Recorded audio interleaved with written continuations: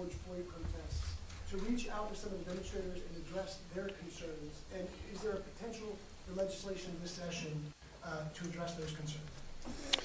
Well, certainly, you know, on the legislative session part of it, look, there's all kind of things that are flying around right now, and our office is open to all of them. I've said that before and continue to say that.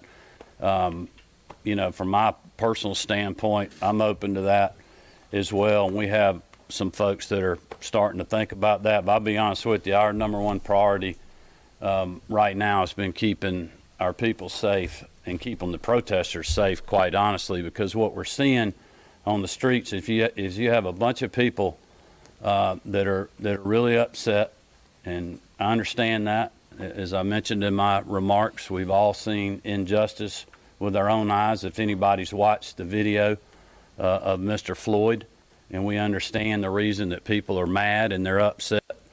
And the thing is, a lot of people were upset and worried, and there was a lot of tension even before this happened because of the pandemic. So it's just an unusual time in our state, in our country. And we have been I've been talking back and forth with a lot of the folks that are helping. Well, I wouldn't say a lot, but some of the folks that are organizing the protests. We're talking to them on the ground every day. They've actually been very helpful communicating with me to let me know what groups are on the ground that are peaceful, and then which are groups that they have concerns about that they don't want their folks being too close to because they know that they're unruly. And that doesn't go to Atlanta. That goes for other parts of the state today as well. So that is kind of my posture right now. When the situation is calm, do you intend to have a dialogue with the organizers of these protests to hear out their concerns? Well, I'm certainly open to having a dialogue with anybody that wants to have that, if they're willing to do it in a productive way. I mean, I think that's what government's all about. I've always done that. You know, when I was Secretary of State, I did it as a state senator, and I look forward to continuing to do that as governor. Richard? Governor, we've heard many theories of who may or may not be behind this, either in GMO, or GBI, or DPH, or rather DPS. Have we heard, is there any single organized group behind it, multiple organized groups, or is it just a group of anarchists who decided to get together and do this? Yeah, I've been trying to get where I could get something in my speech today to mention that directly, and I couldn't get the green light to do that because I don't know that we've got confirmation. I might just let Vic or his team, if y'all want to answer what you've been tracking and what you're still working on.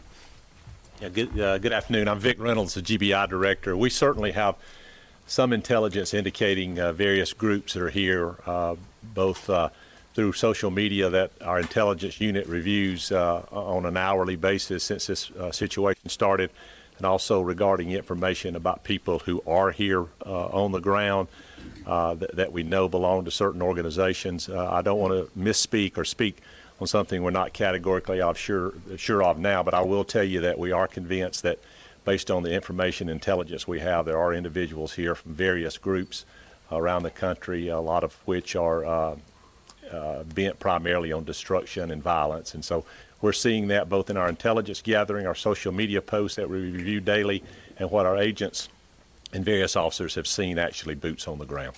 Yes, sir. Thank you, Governor. Questions for Dr. Toomey. On the newly updated website, it says there are 48,207 confirmed cases, but then right below it with the different types of testing, those two numbers don't add up to the number that's on the top. So I was hoping you could explain where those numbers come from before other people start asking. All right, the website went up at 3. I haven't seen it yet, but the tests are broken up into the serologic tests are in one category, the PCR or the COVID genetic test is in another category, and total tests are all those two tests together. Positives are only the PCR test. We don't count the serology tests and any positives. But the total tests would include everything, but you broken out into the serologic tests and the PCR tests, which are the tests for infection now versus tests for past infection. Well, if that's true, those numbers still don't add up to be the same. I'll have to look because you beat me to the website. I was preparing for the press conference, and it I think went live just an hour ago or less. And then, Governor Kemp, two quick questions if I might. President Trump last night called for more law enforcement presence across the country. Do you see any need for more law enforcement, either police, National Guard, or federal military assistance from what has already been called up? Here in Georgia? Here in Georgia. No, I do not. If General Cardin tells me we need something, I'll start worrying about it. But I don't think he's even close to telling me that we need anything, do you, General? No, sir. Okay. Sorry, follow-up question. Has Georgia been asked to send National Guard troops to Washington, D.C.? If so, are we doing that? How many? I don't know if we've gotten a formal request. I can let General Cardin mention or speak more to that. I mean, we certainly stand willing to work with the president. They have certainly been very gracious in what they have allowed us to do with the Guard during the COVID-19 response. I believe the Georgia National Guard's done as much as any guard across the country in response to COVID-19, and the administration's support has been a big part of that from a financial standpoint, but just also just having the ability to do that. And Georgia has a long track record of supporting our country with military support from the National Guard, and we'll continue to do so, whether that's building the wall like General John King, our insurance commissioner, was part of his mission, the folks that we've had over in Iraq and Afghanistan that I've sent off and welcome back to this great state, and we'll continue to do so if there's another mission. But do you have anything else on that, General? Thanks. I'll just echo what the governor said. I mean, there's been some discussion about how many National Guard troops might be needed in the District of Columbia, but there's been no formal request, if you will, for those numbers. But, under the governor's leadership, we stand ready to do whatever we're told to do. I mean, we've been authorized up to 3,000. There are 15,000 men and women in your National Guard, so we've got plenty of capability on the table if it's required. I hope that answers your question.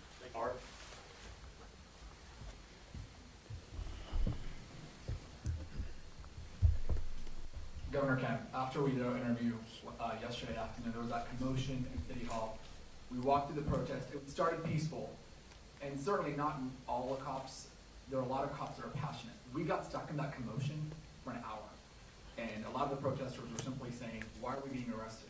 And what do you want to tell some of those cops who are arresting journalists and citizens for just peacefully protesting? Well, first of all, Arch, I don't believe we arrested a journalist. An AJC reporter was held, and we had being held is a lot different than being arrested. I've asked Commissioner Williams to look into that. But what specifically, I need to know more specifics about what you're talking about at City Hall as to why people were being arrested. And who was the block, and they couldn't get out. So basically these people were saying they were protesting. We were stuck in there for an hour, and they didn't know why. So I think you tweeted there were 55 arrests. Do you know why they were arrested? This is the same group that went on the interstate? We're not on the interstate by then. What time was this now? This was shortly after our interview with you and Dr. Toomey, about 4 o'clock. And where were you again? It was people just could not get out. Were they Atlanta Police Department? Atlanta Police, the National Guard. Yeah, those are. Okay, who in their arrest? Atlanta Police. Okay, have you asked the mayor that, We've asked or the chief, and what did they tell you? Because I'm not in We've charge. not already responded. Well, We're just asking I'm not in charge of the Atlanta Police Department. We're serving in a backup role. I don't believe there's any state in the country that's done as much as we have to support a major city like Atlanta. Quite honestly, sometimes at the detriment of other parts of our state. We could have our troopers right now on our highways. But if there's a specific reason that the Atlanta Police Department were arresting people, I know for a fact I saw people laying down in the middle of the street in front of City Hall. And I would hope that you would agree with me that that's not a good thing for people to do. It's against the law, I would think, in the city. I know it going on the interstate is against state law. It's dangerous for the people that are doing that, and it ties up a lot of police resources to have to deal with situations like that, not to mention our friends that have been working and may have been trying to get home at that hour, who are very upset, and they get frustrated, which causes the potential protesters harm for laying in the road. And this is the point of what is so difficult about this mission that I quite honestly think citizens need to understand. We have no problem. We have supported for weeks in this state peaceful protest. You haven't heard about any of these problems in Brunswick, Georgia, where Captain King of the Georgia State Patrol and Neil Jump, the sheriff down there, have been working with the local community, the organizers, to have peaceful protests, to protect them with a heavy law enforcement presence that nobody could see. So nobody felt threatened, so we could support their activities to gather and call for justice, as they should. And that is exactly what I told Vic Reynolds to do, and is exactly what I believe Joy at Homes will do. But we have to have people follow the law. And when they don't, it puts us in a bad spot. And when you have unruly people that are mixing in, and you see them on camera loading rocks in their backpack, loading wood in their backpack, in that same area by the Capitol where we had to shoot tear gas because a car was parked jackknife in the middle of an intersection, and the guy got out and is standing up on the hood of the car, creating disruption. And then people in the background are putting on additional clothing. They're stealing cones off the street to direct traffic so that when the tear gas goes out, they can sit the cone and pour a bottle of water on it to put it out. Those are not people here to peacefully protest. They are here to disrupt, to injure the men and women that are on the streets trying to keep the peaceful protesters safe. They're carrying around milk because they're not going to run when the gas hits and goes home after the curfew. They're going to go pick the gas up and throw it back at the law enforcement officials. It simply would be doing nothing if they had abided by the curfew. That is what we're asking people to do. We are in a very precarious point right now because you have one or two people that are going to cause an instance like we've seen in other states where somebody gets shot. We had a perfectly innocent Atlanta police officer get hit on a four-wheeler. You should watch the video on Facebook. It is a miracle he is alive. And he's alive because we had the National Guard there.